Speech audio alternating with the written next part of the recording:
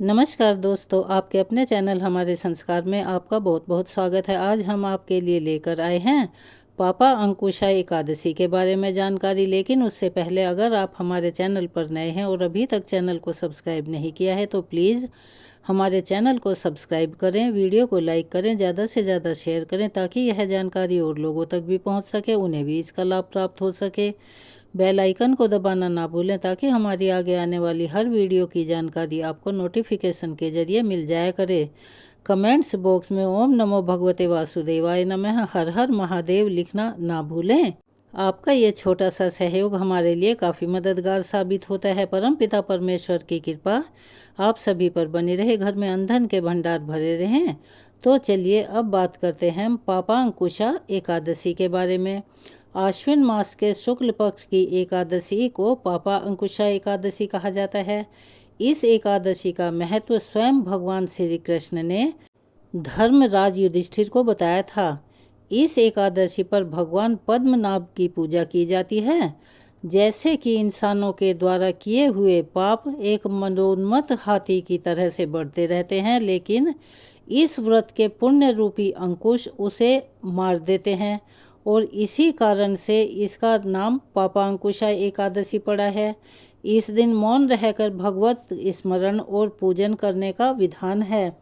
इस प्रकार भगवान की आराधना करने से मन शुद्ध होता है और व्यक्ति में सद्गुणों का संचार होता है। पापा अंकुशा एकादशी व्रत का नियम पालन दशमी तिथि की रात से ही शुरू हो जाता है।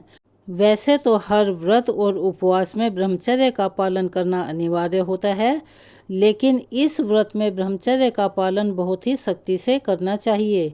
एकादशी के दिन सुबह नित्य कर्मों से निवृत्त होकर साफ वस्त्र पहनकर भगवान श्री विष्णु की शेष शैया पर विराजित प्रतिमा के सामने बैठकर, क्योंकि अभी विष्णु भगवान निद्रा में हैं, तो व्रत का संकल्प लें और इस दिन अपनी अपनी सामर्थ्य और श्रद्धा के अनुसार व्रत करें।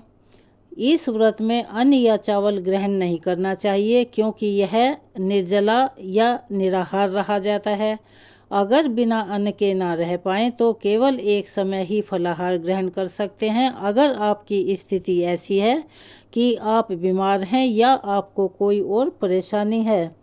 पापा अंकुशा एकादशी के दिन भगवान विष्णु की श्रद्धा और भक्ति भाव से पूजा करें और फिर ब्राह्मणों को यथाशक्ति उत्तम दान और दक्षिणा दें। इस दिन केवल और केवल फलाहार ही किया जाता है। इससे शरीर स्वस्थ और हल्का रहता है। एकादशी का व्रत रखने से भगवान समस्त पापों को नष्ट कर देते हैं, अर्थात पापा अंकुशा एकादशी पापों का नाश करने वाली ही कही गई है। जनहित कार्य, निर्माण कार्य प्रारंभ करने के लिए या धार्मिक कार्य करने के लिए यह एक उत्तम मुहूर्त माना जाता है। इस दिन व्रत करने वाले को भूमि, गौ, जल, अन्न, छत्र, जूते आदि का दान करना चाहिए। यदि परिवार में कोई भी सदस्य पापा अंकुशा एकादशी का व्रत करता है तो उस परिवार के मातृ पक्ष यानी नाना के परिवार के 10 पितृ और पितृ पक्ष यानी कि उसके अपने कुल के 10 पितृ विष्णु लोक को जाते हैं। पापा अंकुशा एकादशी 1000 अश्वमेध यज्ञ और 100 सूर्य यज्ञ करने के समान फल प्रदान करने वाली मानी जाती है। दशमी तिथि पर सप्त धान्य यानी गेहूं, उड़द, मूंग, चना, जौ, चावल और मसूर की दाल नहीं खानी चाहिए, क्योंकि इन सप्त धान्यों की पूजा एकादशी के दिन की जाती है। जहाँ तक संभव हो दशमी तिथि और एकादशी तिथि दोनों ही दिनों में कम से कम बोलना चाहिए। जितना मौन रहेंगे उतना ही ये व्रत रखना आपके लिए आसान हो जाता है, और हो सके तो बिल्कुल ही मौन रहिए। दशमी तिथि को तामसिक वस्तुओं का सेवन भूलकर भी ना करें और एकादशी तिथि पर सुबह उठकर स्नान आदि से निवृत्त होकर व्रत का संकल्प लें। संकल्प अपनी शक्ति के अनुसार ही लेना चाहिए, यानी कि एक समय फलाहार का या फिर बिना भोजन का। संकल्प लेने के बाद ही घट की स्थापना की जाती है, अर्थात कलश की स्थापना की जाती है, जिसके ऊपर श्री विष्णु भगवान की मूर्ति रखी जाती है। साथ में भगवान विष्णु का स्मरण और कथा का श्रवण किया जाता है। इस व्रत का समापन द्वादशी तिथि में प्रातः काल ब्राह्मणों को अन्न का दान और दक्षिणा देने के बाद ही किया जाता है। जो मनुष्य किसी प्रकार के पुण्य कर्म किए बिना जीवन के दिन बिताता है, वह लोहार की भट्टी की तरह सांस लेता हुआ निर्जीव के समान होता है। निर्धन मनुष्यों को भी अपनी शक्ति के अनुसार दान अवश्य करना चाहिए, और धन वालों को तो सरोवर, बाग, मकान आदि बनवाकर दान करना चाहिए। ऐसे मनुष्य को यम का द्वार नहीं देखना पड़ता और संसार में वह दीर्घायु होकर अगले जन्म में किसी धनी और कुलीन और रोग रहित परिवार में जन्म लेता है, और वो इस जन्म में भी इन्हीं चीज़ों को प्राप्त करता है। चलिए अब हम आपको जानकारी देते हैं कि इस बार पापा अंकुशा एकादशी का व्रत कब है और उसका पारण का शुभ मुहूर्त कब से कब तक रहेगा। इस बार एकादशी की तिथि 2 दिन तक रहने वाली है। एकादशी तिथि का प्रारंभ होगा 13 अक्टूबर रविवार को सुबह 9:10 से, और इसका समापन होगा 14 अक्टूबर सोमवार सुबह 6:41 पर। इसीलिए इस बार पापा अंकुशा एकादशी का व्रत 13 अक्टूबर को ना होकर 14 अक्टूबर सोमवार को रखा जाएगा।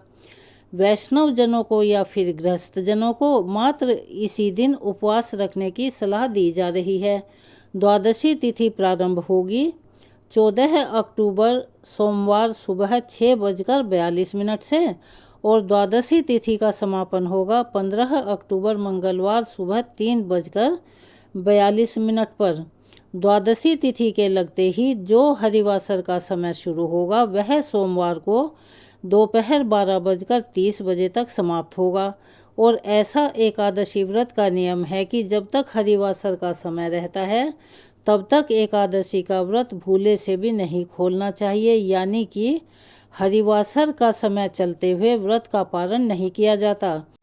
इसी वजह से सोमवार को हरिवासर का समय दोपहर तक रहेगा। इसीलिए आप सोमवार को केवल व्रत रखें और 15 अक्टूबर मंगलवार को एकादशी के व्रत का पारण करें।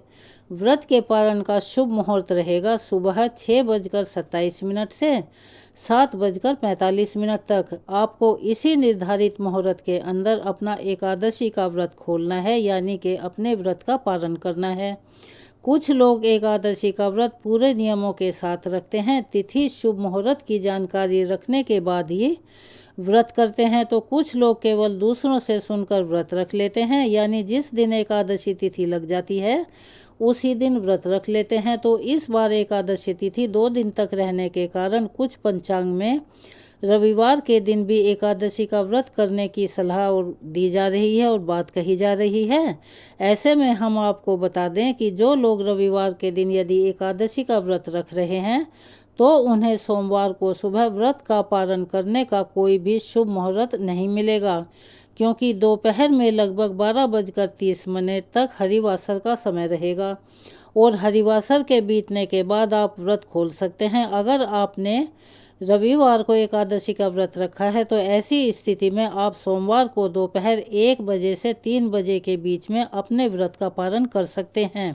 इस व्रत को कठिन व्रतों में गिना जाता है, और अगर आप ऐसा करते हैं तो ये व्रत बहुत लंबा हो जाएगा।